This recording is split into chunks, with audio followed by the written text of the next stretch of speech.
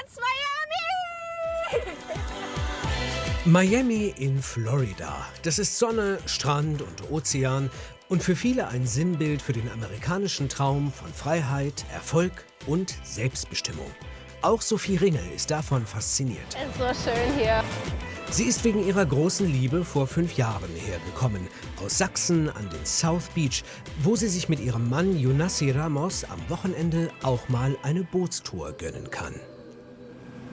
In Deutschland war ich Immobilienmaklerin und Property, also so Hausverwalterin von riesigen Gebäuden.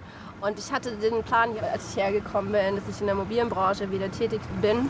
Ja, und als ich dann aber hierher gekommen bin, hat sich das nicht so richtig ergeben. Das System funktioniert auch komplett anders. Und ich habe festgestellt, dass jeder Zweite, den ich kennengelernt habe, Immobilienmakler ist. Um Fuß zu fassen, beginnt sie zunächst trotzdem in der Branche zu arbeiten. Doch dann kommt alles ganz anders. Um kurz nach 7 in der Früh nimmt uns Sophie zusammen mit ihrem Hund Buddy mit ans Meer. Dorthin, wo sie vor einigen Jahren im Sand buchstäblich die Idee für ihr eigenes Projekt fand. Es war echt unglaublich, wie viel Müll überall rumlag, vor allem Plastik. Und nachdem ich 3 Tage so sauer darüber war, habe ich gesagt, ich heb's einfach auf. Ich tue was dagegen. Und habe jemand anderes auch gesehen, der auch Müll eingesammelt hat. Und bin zu ihr gegangen und habe mit ihr gesprochen und habe gesagt, hey, wollen wir zusammen Müll einsammeln? Und das haben wir getan und der erste Dienstag war auch schon total erfolgreich. Boah, schau mal, wie schön der Himmel aussieht. Ein sauberer Strand.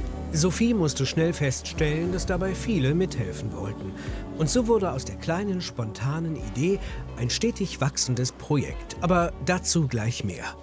Auch bei unserem Strandspaziergang am Morgen findet Sophie schon nach wenigen Metern Plastik, das von Fischen angenagt wurde, und diese Schuhsohle.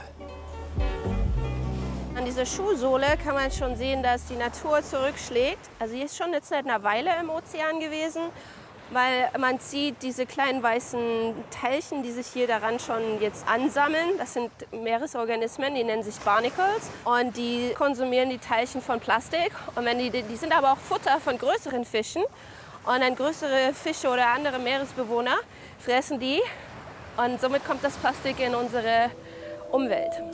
Damit es soweit nicht kommt, organisiert Sophie jede Woche freiwillige Reinigungstrupps.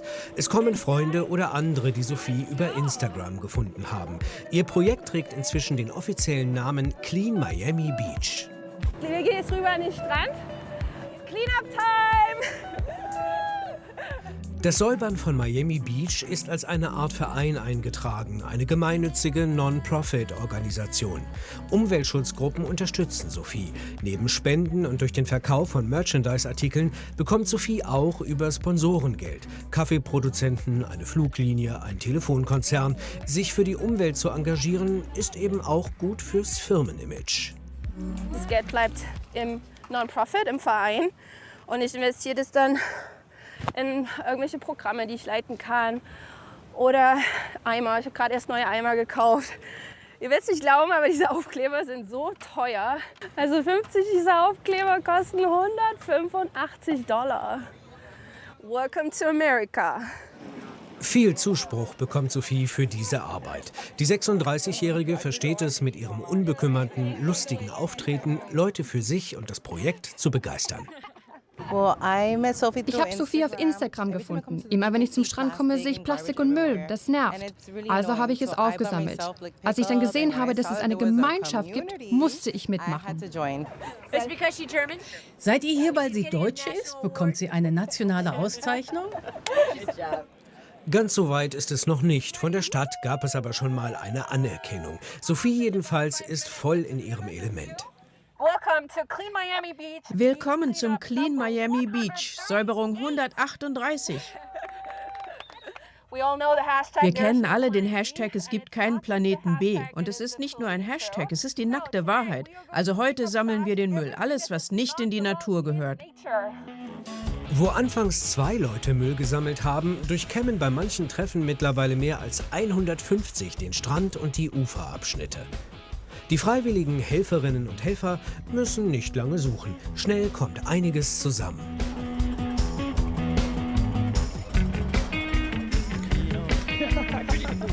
Am Ende rund 175 Kilo in etwas mehr als einer Stunde. Das ist natürlich ein Gruppenbild für Instagram wert. Ein erfolgreicher Nachmittag geht zu Ende.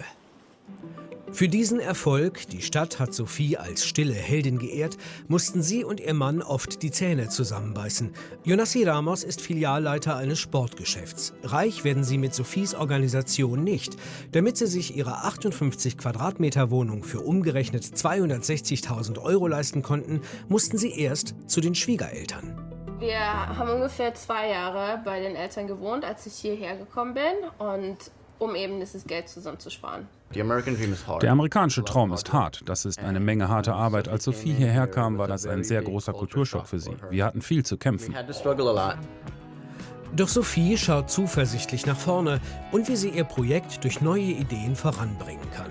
Zum Beispiel durch die Zusammenarbeit mit einer Schmuckhändlerin. In diesem Laden in Miami gibt es nachhaltigen Schmuck. Für die Stücke wird Plastik aus dem Ozean recycelt. 40% vom Erlös soll Sophie erhalten. Wir machen dieses kleine Armband.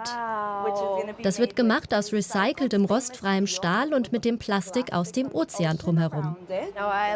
Ich liebe es. Ich wünschte, jedes Unternehmen wäre so. Ich fühle mich so geschmeichelt, so toll. Sophie ist stolz auf das, was sie und ihr Mann erreicht haben. Die Freunde und die Familie in Deutschland vermisst sie dennoch. Und noch etwas fehlt ihr ganz besonders. Und dafür nimmt sie sogar fast 4 Stunden Autofahrt in Kauf. Ganz klar das Brot. Also dieses Toast, was auch immer, das kann ich überhaupt nicht Brot nennen. Es fehlt mir sehr. Ich habe jetzt eine Bäckerei gefunden in Sarasota, die machen deutsches Brot. Und da fahre ich so einmal pro Quartal hin und kaufe dann 30 Brote. Und die kommen dann in den Tiefkühler.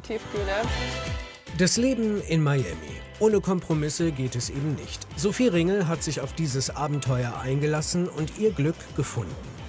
Und Glück heißt für Sophie, die Welt nicht nur für sich selbst, sondern auch für andere besser zu machen.